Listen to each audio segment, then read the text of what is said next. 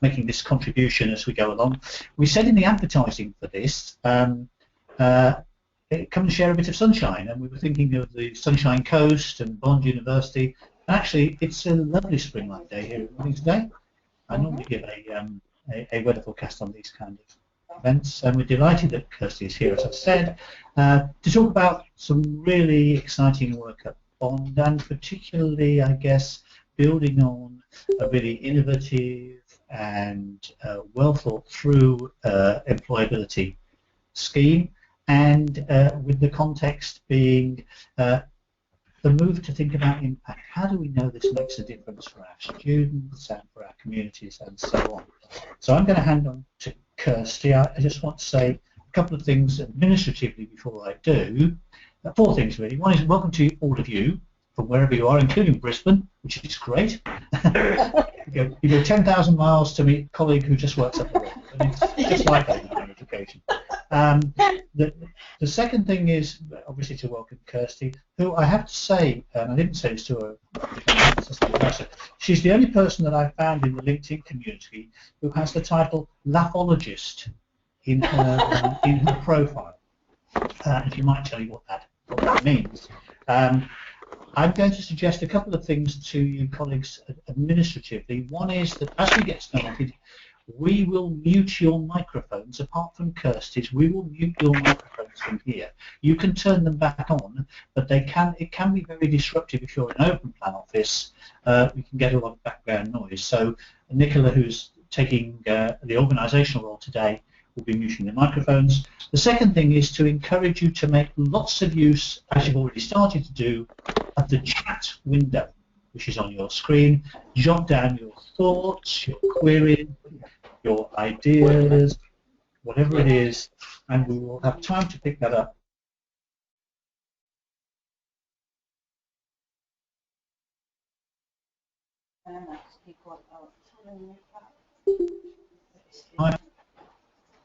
Over to Kirsty. Thanks, okay. Kirsty. Thank you so much, Rob and Steve, and to the CRA team for the opportunity to meet with you today. Yes, I've come all the way from lovely Australia, and I'd love to say I brought the weather with me, but apparently not. So I guess the opportunity to talk with you today about what we're doing at Bond University around, in particular, beyond Bond. I think in Australia that we are moving towards employability awards, and I'm the director of the Career Development Centre at Bond University, and so we've had the opportunity to develop a whole of university, whole of institution approach to an employability award, and we've made the, as Sir Humphrey would say, courageous move that all of our undergraduate students need to complete that program. So it's quite an innovative approach. / terrifying for us as the Career Development Centre who facilitate the award.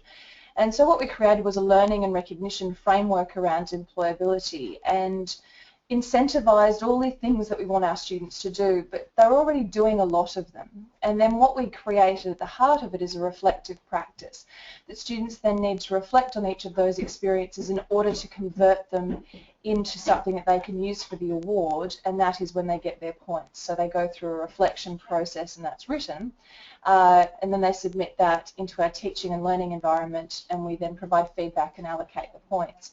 So the incredibly I think the innovative part is that it is part of Bond's core curriculum. We have a core curriculum of 3 standard undergraduate subjects that students need to complete, and Beyond Bond is the 4th one of those. So we actually are embedded in core curriculum. So we actually have teaching time in each of those 3 core subjects, in addition to the fact that we then span out for the duration of their degree. And as a central support service, we then facilitate through classwork, through interactions, through a whole range of activities, students reflecting and completing on the activities and then the award. We commenced in May 2014, so we're now at the full life cycle of students, so we're coming up to the graduation ceremony where students would have started in 14.2 and would be finishing at the end of 16.1. Bond runs on a trimester model, so we live and die by those 3 semesters. So it's fairly fast-paced. And so, again, the other focus of the reflection component is to allow students a processing ability to reflect on the experiences they're doing, because Bond can be a very intense educational experience. So I guess as we've rolled out the award, and particularly the compulsory nature of it, we've discovered the little micro groups within our student community and different student experiences, and we've adapted accordingly. And I make the joke that we've built the bike as we've ridden it, and we're incredibly lucky that we've got such great support from the institution to really dive in and be able to deliver this. And I think now the work is about really a hearts and minds campaign with our students around the value of it, because I think, again, the compulsory nature, you will upset some of your students when you make something compulsory. A little bit of context is that Bond is a private not-for-profit institution in Australia. We're very small by design. So at the moment we have about 4,000 students, majority of undergraduate students, and we have a student community that's 35% international students, and no more than 10% of those students come from any one country. So it's a very deliberate architecture of diversity in student experience. Bond is a very teaching-focused institution, so we pride ourselves on small class sizes, intensive support, focus, and really it's a community, which is what I really love about the place. So I guess working in the career development space, we now have an opportunity to be part of transformation with every single student to ensure that they're really capitalising on their time at university, in addition to really supporting those graduate outcomes and beyond, because we facilitate a lot of activities through those student pipeline. And so I guess really the opportunity where we're at now is that we've designed it, we've got a lot of the architecture in place, and the fundamentals are right. We're now going back and looking at the next layer of tweaking around our curriculum design and delivery, and looking at some blended options and trying to innovate in that way. But the area of opportunity for me is really about how do you evaluate the impact, and I think one of the things I've been really inspired by the UK experience is a lot of universities actually have employability awards of some descript, and looking at I guess the operational issues, but really how do we know that our students know? So what's the impact of that? So we started a pilot process last semester to look at how do we start to understand what students are getting from the program. And I guess the real beauty of it is that students are writing written reflections, so we have this wonderful source of thematic content that we can explore. So I'd like to share with you, if I may, the model of the pilot data collection, and I'm starting my PhD journey, so the first part of it is really about developing a model of evaluation to measure the impact. So the design of the research is really a longitudinal study, so we will sample students as they begin in Core 1, so we teach into Week 1, Core 1, so it's really getting that beginning snapshot. To then follow up with those students in Core 3, which theoretically is at the midpoint of their degree, and then again sampling them again at the end of their degree, so to really see if things have changed across those 3 touch points. So the instrument that we've cobbled together is using existing instruments rather than designing our own, with the exception of one piece, and I'll talk to that in a second. So the first is that we're looking at the Civicus Career Adaptability Scale. The second instrument we're using is the Rothwell Self-Perceived Employability Scale. And then the third instrument that's careers in nature is the short form of the Futures Inventory that's been designed by Peter McElveen and Laurel Burton in Australia. So that's the sort of career element we're looking at, because what I'm really intrigued about is adaptive capacity. I think that in our employability would, like many others, really encourage students to integrate experiences, their degree, their career goals through the lens of skills. I think to focus exclusively on transferable skills is a little short-sighted, because they'll be constantly changing. So I'm really interested in looking at those underlying concepts of adaptive capacity, optimism, resilience, that I think will allow students to then change and adapt as their career adapts, because we know that actually, as complex as it is, it's actually the easiest time to get a job is when you finish university, because there's a fixed endpoint, you've got an employer market who are ready and competing for good talent. It only becomes more complex as you navigate that individually throughout your career. So they're the three query type things. The next piece is actually an evaluation document that two of my colleagues, Cole McCowan and Malcolm McKenzie, have written on the basis of the CRA's guidelines for evaluation on employability awards. So we've had an attempt at that. That's not validated, but we are currently experimenting with it to see what students are commenting on. And then finally, we've also tacked on the end the Big Five personality questionnaire. So we've got 3 short questionnaires around that. Because again, there's some early work by Peter McElveen in particular around optimism as a mediator, in particular for GPA. So he had used that with some effect. So I think we're just looking at how we can, I guess, really, we've got a captive audience as they progress through. So rather than perhaps start with one part of an evaluation, I thought, well, we really should go for a full, robust evaluation while we've got them and we've got a chance to really explore it fully. Because one thing I'm mindful of is that funding cycles in university, we know that the sector is changing rapidly, is we have to make sure that we're documenting our evidence beyond are we shaping outcomes and moving it beyond destination. So really focusing on the quality of the student experience in addition to the outcomes. And I guess the other opportunity we have as the Career Development Centre is that we use a CRM, so we track all of our engagements with students in addition to facilitating a lot of industry experience and graduate outcome level work. And also I think the other opportunity that Beyond Bond gives back to us is that we actually now have a vehicle to actually track what our students are doing during their degree. So how many students volunteer, how many students undertake experience, and all those sorts of things that we've never really been able to conceptualise before. So that's really, I think, the brief Cook's tour of Beyond Bond and our project. So I might open it up to, I guess, questions and comments, and let's start the discussion.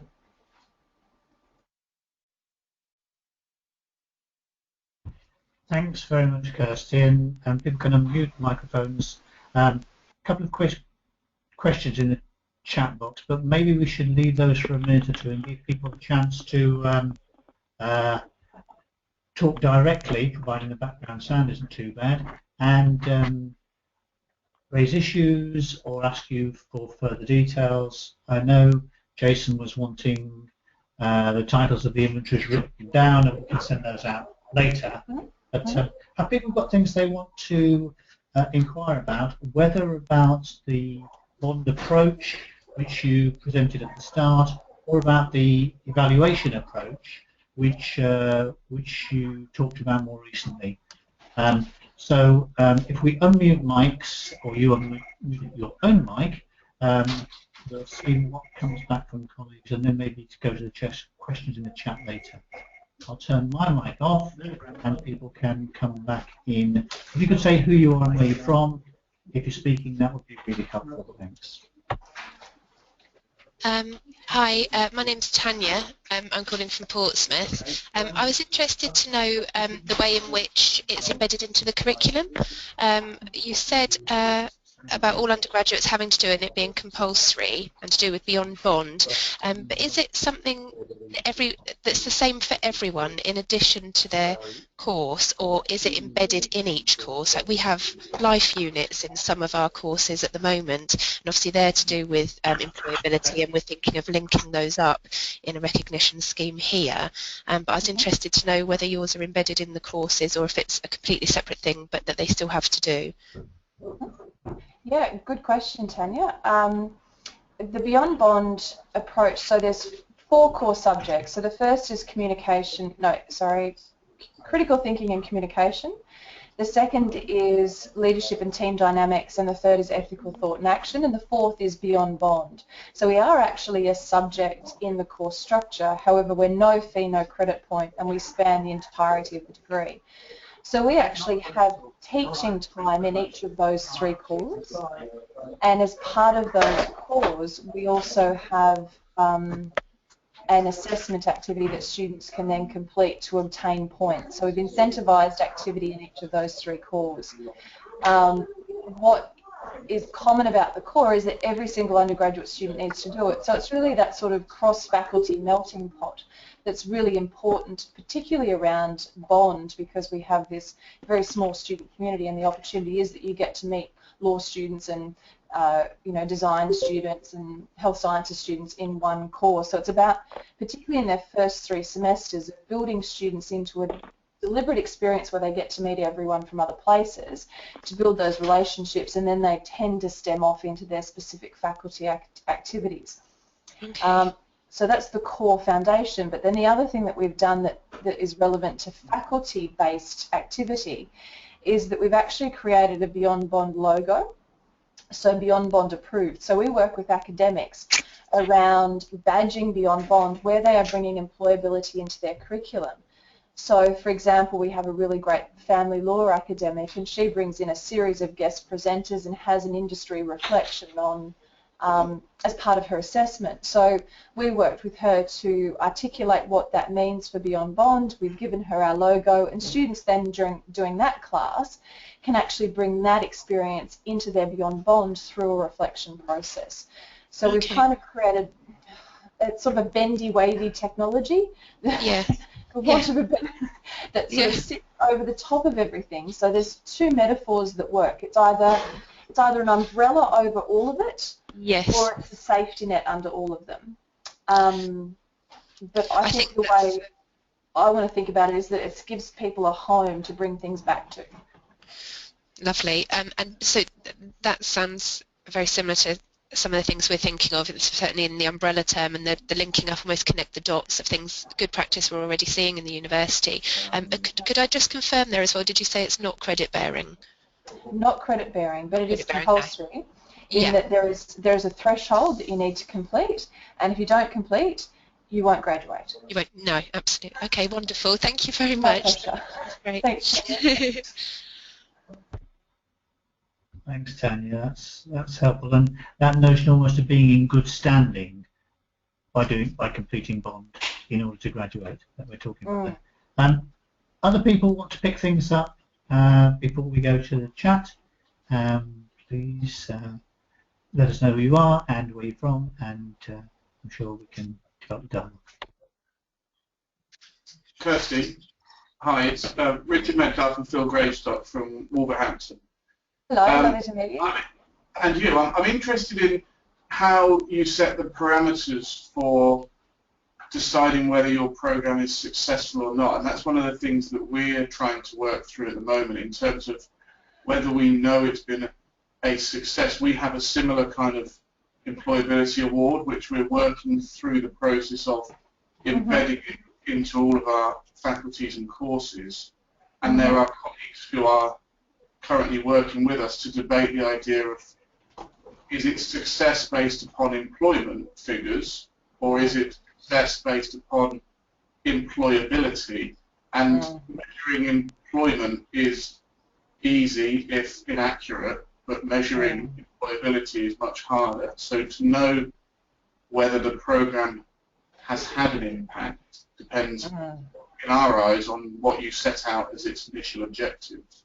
Oh, look, absolutely, and that's the tension, and I certainly see it here in the UK that you have the DLHE, the destination survey. In Australia, we have the same process, that you live and die by your graduate outcomes, and obviously we all know in Careerland that that's far from our necessarily responsibility, that there's many touch points across a degree. And then even, the fractured world of work is measuring someone at 3 or 6 months as an outcome. Is that necessarily reflective of what a real work outcome is? So that's why I'm really keen, particularly in this research project, is to be looking at those broader career type concepts and looking at progress across the life cycle. And my hope, or my hunch, untested at this stage, is that we will see an increase in career adaptability and those other attributes that we're looking at across the duration of the degree. Then I guess the other lovely thing about Beyond Bond is that we've got we've got this lovely pot of very rich data that's qualitative in nature around, well, what are students actually learning? So students who perhaps do volunteering in their second semester, looking at what they're learning and thematically and analysing that, versus, say, students doing an internship in their final semester, and looking at, and this is the really exciting part about it, is that we've actually got the power to do some very good regression analysis once we've got enough data in the system around, well, what were those big impact activities?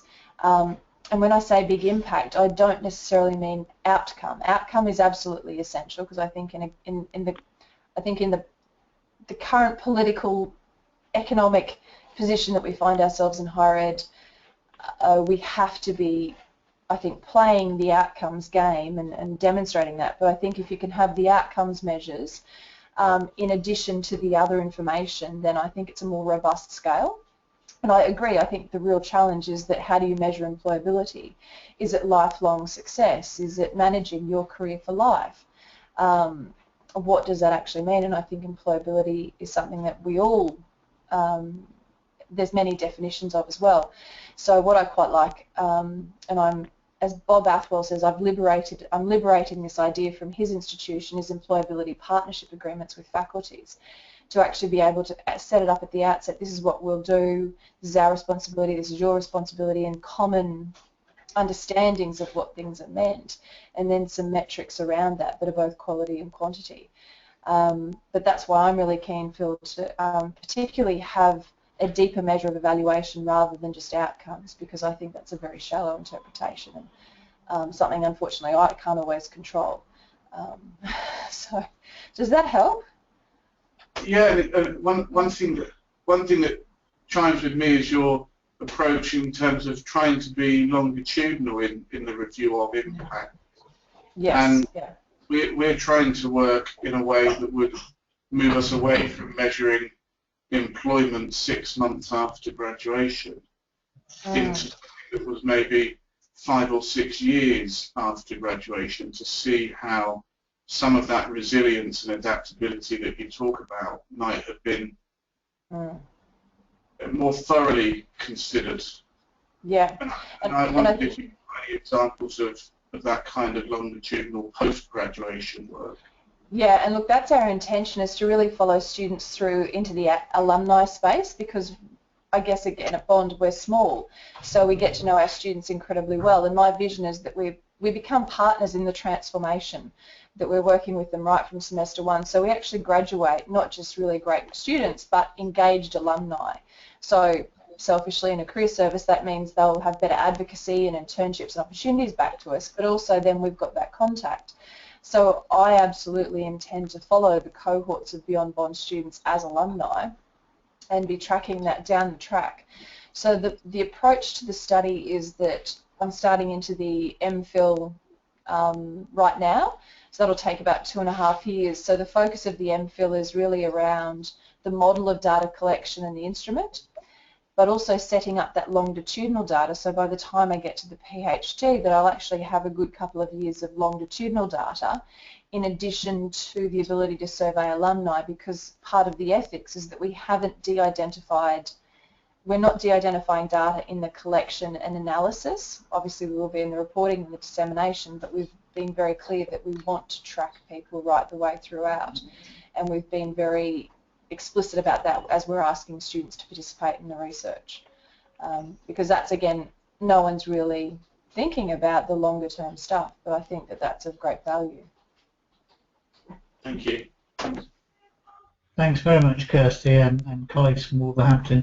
Kirsty, I don't know whether you want to say anything in relation to the question John has just posted into the chat that I think you've partly covered, really, about surveying alumni. You're talking in a sense about instruments for use with undergraduates or for current students, and also using the reflective accounts that students are writing, in a sense to gauge impact, I suppose, in terms of the things you're interested in.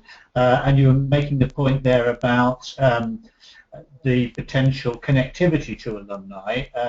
John is just picking up about whether there's going to be any survey work, qualitative survey work with alumni.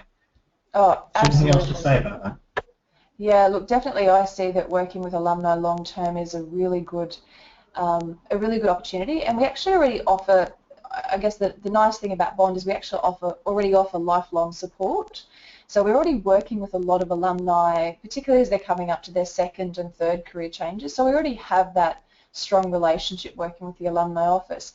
And my grand master plan around Beyond Bond is to offer something Beyond Bond undergraduate, which we're working on now, to have a version of it that's really appropriate for postgraduate students, and then also Beyond Bond, literally Beyond Bond, so a professional development series that our alumni can come back and access as a form of ongoing professional development, as a way of maintaining a commitment and engagement with the university, but offering something back to them, rather than just, hey, can you sponsor this, or a fundraising drive. So I see that as the vehicle that we can maintain, that particularly as we've got students who are going through Beyond Bond, that when they get to a point of alumni, we can be offering them things as well. And at that point, definitely surveying. So they're in my target zone, definitely. Okay, fantastic. Thank you. I mean, there's now been a kind of avalanche of chat stuff. So just going from the top, if that's okay. Me and Paul, great. First of all, Paul, great you can join us, and I know it's short notice, so that's good. So we'll give a wave to the whole constituency there. And Paul's just picking up the question of student engagement in the first place. I guess it might be worth thinking to Pedro's question, because Paul was asking a question about the value that students see in employability skills, and Pedro from Greenwich is talking about staff engagement, staff enthusiasm, and in a sense, I suppose it's how you're working on both groups to increase those levels of engagement and, dare one say, enthusiasm even. Yes, I love the word enthusiasm. My personal philosophy is that of ridiculous optimism.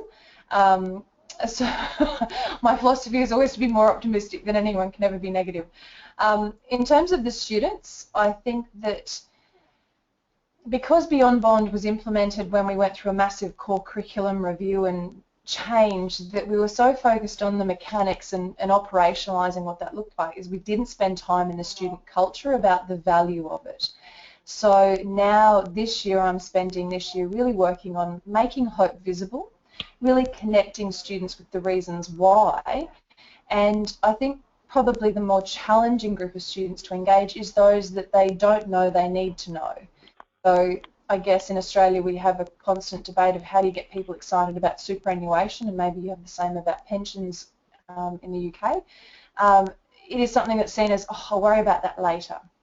We actually call every single student in their final semester and check in with them from my office. Do you have a job? Do you need help? Can we help in anything? And often students will say, no, I'm really busy right now. I'm overwhelmed. I'll deal with it later. It's always something that if students had the choice, they'd put off until, I don't know, I'm not too sure when they'd prefer to do it, because of the intensity of work and life and study. So that is an area that we'll be exploring, and it's really my philosophy is how do we make hope visible? How do we bring it to them, and wherever possible we try and use the employer voice, not necessarily our voice, because I think sometimes we get lost in the whole parental eat your greens, it's good for you. So we're starting to engage the student community about, well, what is a good Hearts and Minds campaign?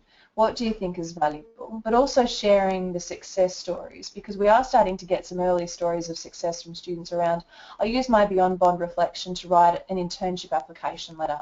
I got a graduate job because of my reflection in my experience. So they're actually able to use it across into different outputs, but they're capturing the learning when it happens. So I guess that's the other master plan. So the student stuff, absolutely, we need to spend a lot more time there.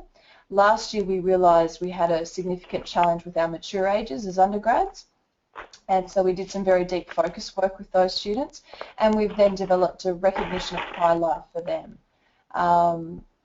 Again, part of the focus this year is to develop some blended learning solutions as well. Not everyone wants to be with us face-to-face all the time, so we need some other technology that helps and supports them where they're at.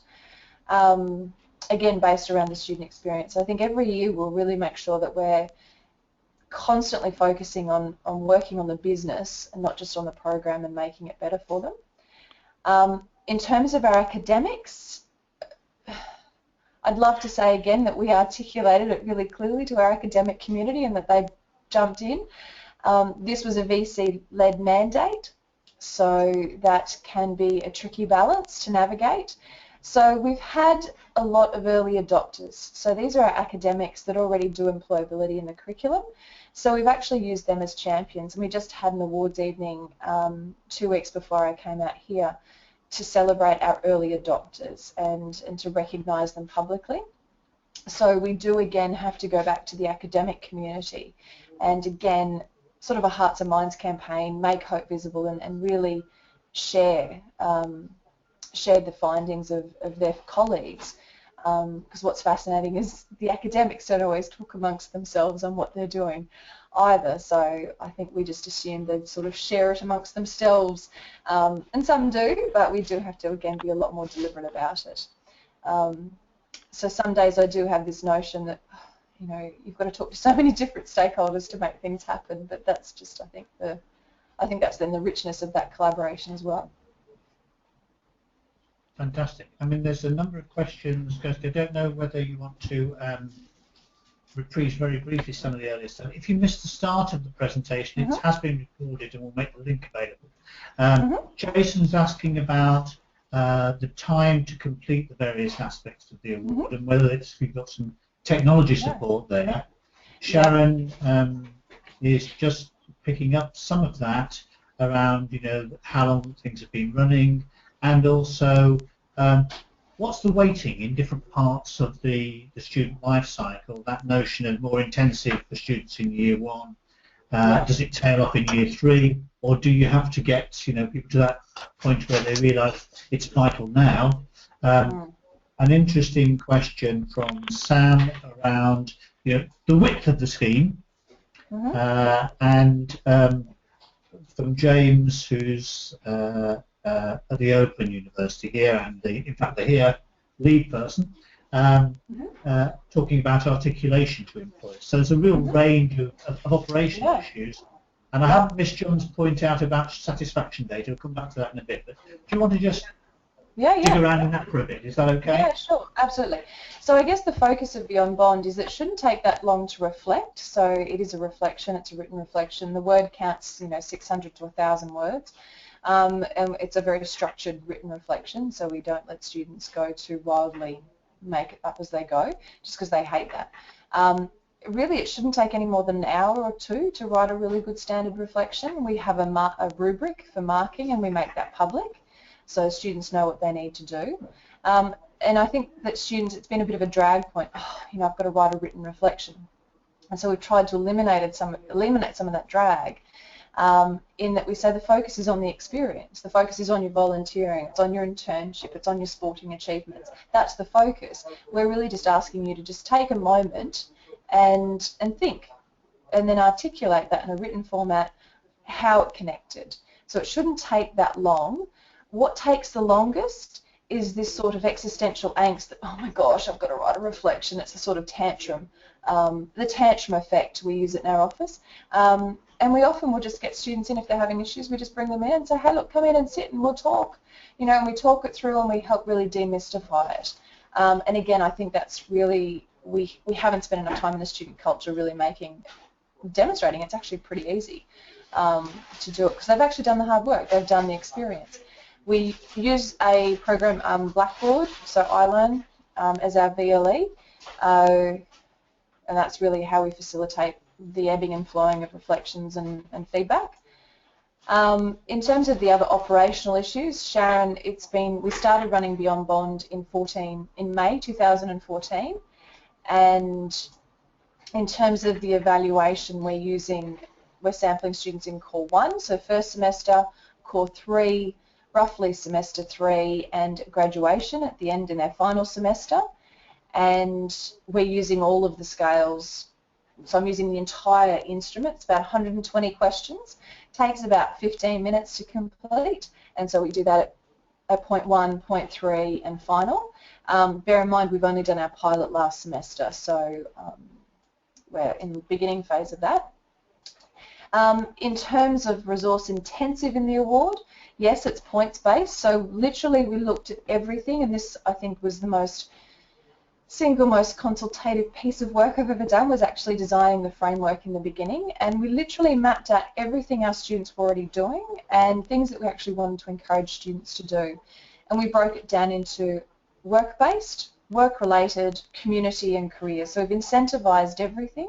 Now when we incentivised, we actually consulted widely with students, with academics, with industry, and obviously within the careers profession of where things sat. So there's a points scale, so for example industry experience can range from 20 to 40 points depending on the duration of time that they spend in industry. So it's got the, I think, the depth and breadth of experience in there, and some things are incredibly intensive. Again, the focus of Beyond Bond isn't on the experience, it's the focus is the reflection. So students are already doing these. They invest bucket loads of hours of their life into all sorts of amazing experiences, and we just really wanted to provide a learning environment, a learning vehicle to reflect on that, but then also to recognise things that our students are doing. And what's interesting is students actually say, I really appreciate the fact that you recognised I did this outside my curriculum. In terms of the intensiveness, the design of Core 1, Core 2 and Core 3 content is very gentle. So it's almost like your pre-stamped coffee card. They get 10 points per core if they complete the activity. They're very gentle career planning, early career thinking ideas. The threshold's 100 points, so it's actually quite possible to do the full Beyond Bond journey with no more than 3 different activities and reflections associated if they're choosing our bigger ticket items. So again, a lot of the perception of students is it's very hard to do. We've had students who opted in very early and they completed Beyond Bond in 2 semesters because they'd already done the activities. It was really the reflection component. So it's really just encouraging students to plan out my degree experience, what are the things I need to be doing or I want to do in light of where I want to go. And we certainly, Sam, to your question around outside of the university, we were mindful of the bond bubble, we call it, and we really encourage students to get outside of bond and do things. So we will recognise anything outside, provided it fits under those categories and those criteria. So it doesn't have to happen just at bond, because I think that would be a very dangerous, insular way to design it. And James, your question around where it goes, in Australia we have the AHEG, which is similar to the HERE except that it just happens at the end. It's the Australian Higher Education Graduation Statement, so students get a comment on the end of that. To be honest, that's not a ticket item at all. Students don't even know they're getting it. Really the value and what we're hearing from employers already, and we've had employers come to us about Beyond Bond, we want to do things with you in it, is that students are better prepared for experiences, that they're better able to articulate. This is very anecdotal, it's very early, but certainly employers are noticing that we've done something to help prepare our students better when they get to different parts of their process. So at the moment we're seeing particularly around internships and work experience preparation, and probably this graduate season that we're currently in now will probably be the first large-scale Beyond Bond student participation. So we're very closely working with our employers, one, to even understand what Beyond Bond is and why we're doing it, but also that hopefully it will have an impact. So we're all ears at the moment. So I think that's a lot of the operational questions. Sharon, your question around applying for the award. No, simply what they do is they do the experience, they write the reflection. We have 2 rules in Beyond Bond. One is that you need to do something every semester. It's called the regularity rule until you hit 50%. If you don't, you'll actually get a 5-point penalty. Yes, we do have students on negative Beyond Bond points. So that's a tricky landscape to navigate, and The timelines, we communicate very clearly about the timelines and the penalties. So we do have students on negative beyond bond points. I have an at-risk manager who manages our students who are at risk. Those students coming up to in their final year and tracking them very carefully around what they're doing and working with them to ensure that they're ready. To date, we've had 100% of students who were eligible for Beyond Bond graduate. We have 68 in the pipeline this coming semester, this coming end of what is it, April, and then we really scale up, so it gets pretty fun there. Okay, I mean, we could go back to John's point in a minute about student satisfaction, but yeah. just picking up a couple of the things there, Kirsty, maybe keying into what William is asking. I guess that notion of students being better prepared would also resonate anecdotally with us in terms of the here, and part of that is that notion that you've got embedded in your system about it's a kind of map almost of the route you need to take, at least in terms of engagement throughout your undergraduate program. And obviously part of that is the life-wide bit, the community-based bit, which William is asking about, picking up the value of that for opening people's eyes, and just thinking about how that works in terms of the validation and verification. In other words, I suppose it is, how do you know the students haven't made it up? Is maybe a much cruder version of William's question, and if he doesn't mean that question, he can write something in the box and correct me. But just that notion of, how do you decide what it's worth, and how do you kind of confirm, if you do confirm, that it actually happened? Look, and that is a very interesting question. We decided early on we didn't want to necessarily be the policeman around, did this actually happen or not. The reflection process we ask students to do, actually, if they haven't done it, it's pretty obvious. We have a plagiarism. It goes through a plagiarism checker, so I guess we validate in that way. But also we ask students for evidence. So we ask them to embed a photo. We ask them to, share a letter of reference from the employer. So we try and design some of the evidence that we're seeking from students as part of that reflection process. There is a risk that certainly there'll be a very good creative writer who'll reflect on something that didn't happen. That is the challenge. I don't know if we'll necessarily know if they're very good. And I guess that's just probably the dark underbelly that I guess we'll have to deal with. The Vice-Chancellor is a rugby man, so he does regard cheating in Beyond Bond as the worst form of cheating in our place. So, so I guess that's probably a good position to have. We're yet to encounter it yet. And I guess what happens, and I guess Sharon's question about the end, they get a certificate at graduation, and so it goes on the AHEG. They get a certificate of completion, and we've also got a couple of awards that have been generously donated. So we actually have one for graduation coming up that's a medal and a cash prize that's been donated. So they will start with, we just have announced our award, our achievement program within Beyond Bond to really recognise and incentivise above 100 points. And our top performing student at the moment is currently on 270 points. And she's not due to finish until the end of 2017. So we try and talk to stories about that. And the average number of points that students are currently graduating with is about 110. So I think that's good. Okay, fantastic. William's just corrected me because I apologise for being half empty in glass terms on a Friday.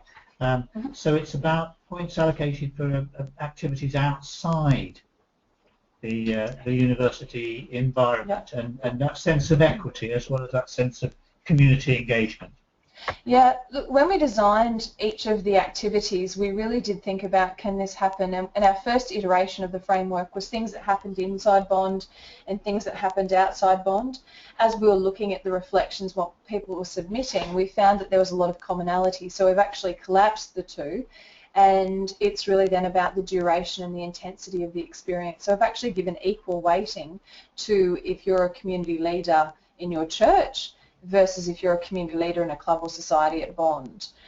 If you're a mentor for a local Indigenous program versus if you're a mentor in the Bond Business Faculty mentoring program.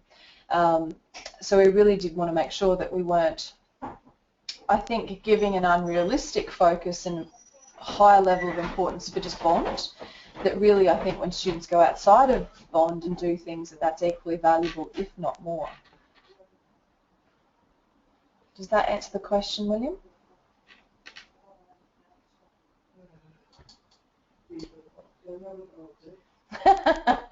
Start in a position of optimism. Yeah, I love that, absolutely. That's totally my operating position. Okay, that's great. If we go way back, Kirsty, and it is a long way back. Sorry, John, because we kind of kept adding questions, but I'm scrolling back at the chat on my screen, and you were asking about, John was talking about satisfaction data, and that's, I guess, students' perceptions of their employability and feeling I am employable, but the opportunities aren't there. Which I guess might link to your focus around resilience and optimism and adaptability. Firstly, it clearly wouldn't show up in Delhi kind of data, but it would show up in students' reporting of their perceptions of their situation. Is that important in this kind of context, or? Well, I think you know, I think I'd be mad to say satisfaction doesn't matter. That we have in Australia, we've got the Student University Experience Survey, so that is satisfaction, and careers is explicitly covered in that. And some of the comments, so we've just come out this year for the 2015, and Bond does incredibly well on the Student Satisfaction Survey, and actually we're doing quite well in the career space compared to the national average. I haven't had a chance to look at the data, it came through while I was away, but certainly the early report from our planning officers that we're doing really well. There's a few interesting comments about Beyond Bond, and that again just reflects the early stage of the program. So I think that students do have to be satisfied. They have to feel that the interventions we're offering them met their needs. And certainly in the evaluation of the Beyond Bond, in the evaluation part of the survey, there is comments and questions around, did you feel you had sufficient services and those sorts of things. Then in terms of are they effectively prepared, I actually think that the Rothwell survey, in addition to the evaluation, gives us a good insight into I am equipped, I am able to use I'm able to use these career skills, and how confident they feel. So there is a bit of efficacy in that as well. So again, it'll be interesting to see how that changes over time. So yes, definitely paying attention to satisfaction. And certainly what we hear is our students are not backwards and coming forwards sharing their issues. So I think the fact that we, you know, last year we immediately responded to a particular cohort that weren't enjoying Beyond Bond. We've dived in and we've talked to them, we consulted, we developed a solution, we consulted, and we've launched it with great success. So I think we really modelled that we're not afraid. You know, really any sort of feedback is a message, and we just have to pay attention to that message rather than it caught up in any sort of emotionality about, oh gosh, this means it's all too hard or whatever. Okay, that's great. I mean, there's one of the things we at least hinted at in the information about this webinar was it might enable some opportunities for further collaboration, and I guess Sharon is at least positing the question about whether there's the opportunity to have a look at the research instruments. Oh, absolutely. And there may actually be some people here, whether with us today or within the UK community, who'd be interested to do something which uses those resources and perhaps talk to you about a UK context and what comes out of that, as well as the work that you're leading on. So sounds like the answer to Sharon's question is yes. Yeah, absolutely. And I think this was the opportunity today to talk to like-minded souls around, well, how do you know they know? And I think in the past, and I know we've explored how do they know that, really using efficacy measures and a few other things, and we've never written them up because they weren't spectacularly helpful. Absolutely, I'd be more than happy to share the instruments because, again, they're all commonly available. And certainly keen to have other people have a look at the instrument to evaluate the employability ward itself, because again, that was something that 2 colleagues wrote for me, hasn't been validated yet. So if anyone wants to take it and play, I'm more than happy to share. So maybe, Rob, I might give my email address. That would be great. And we'll do, if we'll do a list of the instruments you're using, and including, perhaps you would need to tell us something about the homegrown materials. It looks like you've already got Paul at Hull, Sue at Canterbury Christchurch, Sharon across the water in Ulster, Jason and Tanya, and John in Bangor. So we've got a multicultural. We've already got 3 parts of the United Kingdom involved here. Wonderful. And Pedro in the city. So yeah, look, that sounds great. So I mean, it may be out of this. We'll perhaps put a little list together of the emails of interested folk and encourage people to communicate. Yeah, look, that'd be great. And certainly when I get back, I'm maybe if I start off a shared, just a group email to everyone and share the instrument, and we could start the conversation. We could set up a group in LinkedIn. Yeah, that would be really, really good. Tanya, your question around student enthusiasm, the non-compulsory. Yes, great question. Before Beyond Bond, we did a survey, the student experience survey.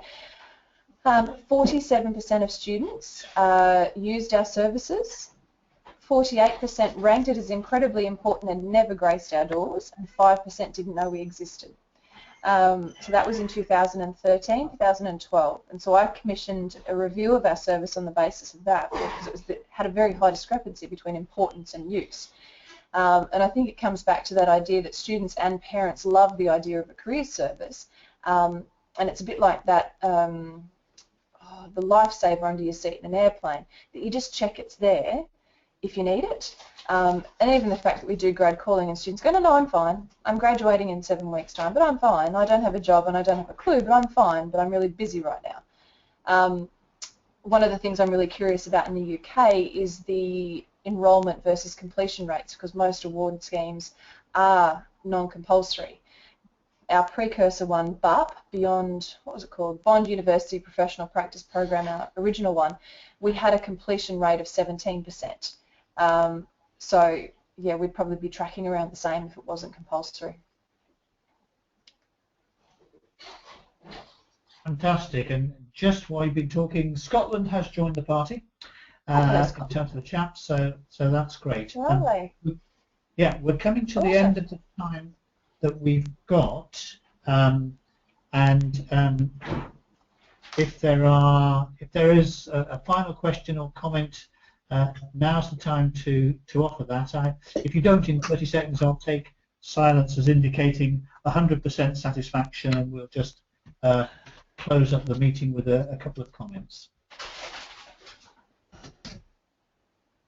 Excellent. Well, before I guess we close, I'd just love to say thank you so much for the opportunity, and it's been a really enlivening discussion, and I'm glad to hear that everyone's dialing in. Oh, John, scalability. In terms of the assessment or in terms of Beyond Bond?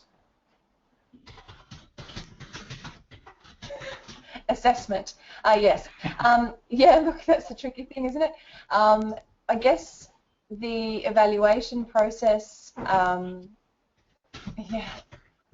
Last year my team looked at 3,500 reflections. So that is a lean team. I don't have like 50,000 staff. There's 15 FTEs, and probably dedicated to the assessment part of Beyond Bond there is 5. So it is a pretty heavy workload, and then I've got an at-risk manager as well who dives in and out of it. So it is very intensive, and again we're trying to find ways of being a bit smarter, so perhaps the Beyond Bond in my subject, working with academics, that's part of the assessment for the subject.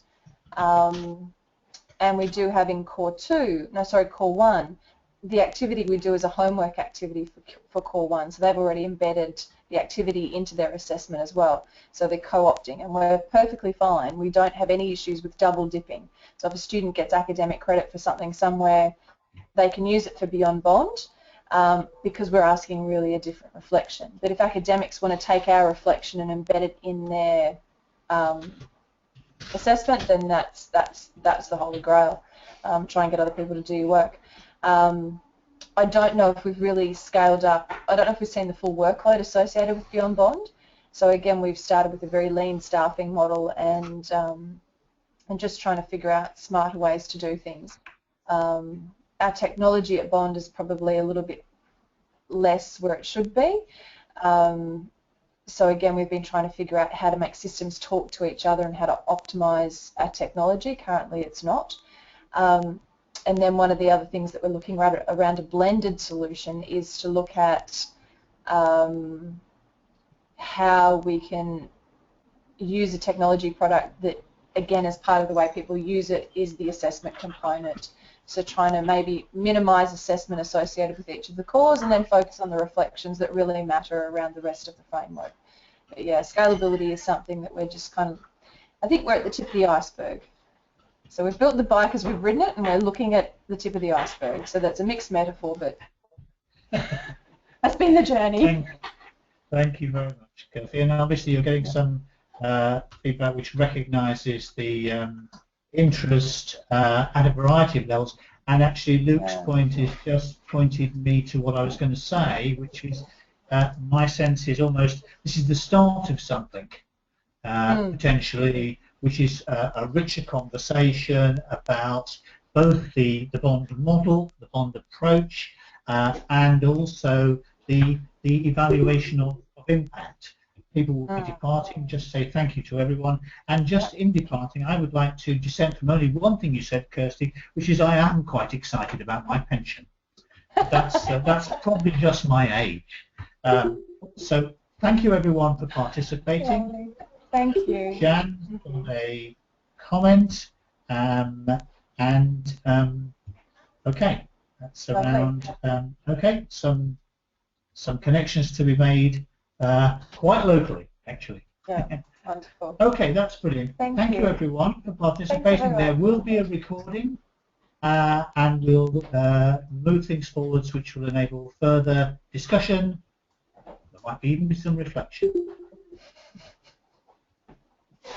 Thanks, Kirsty. Thanks, everyone. Thanks so much. Bye. Bye now.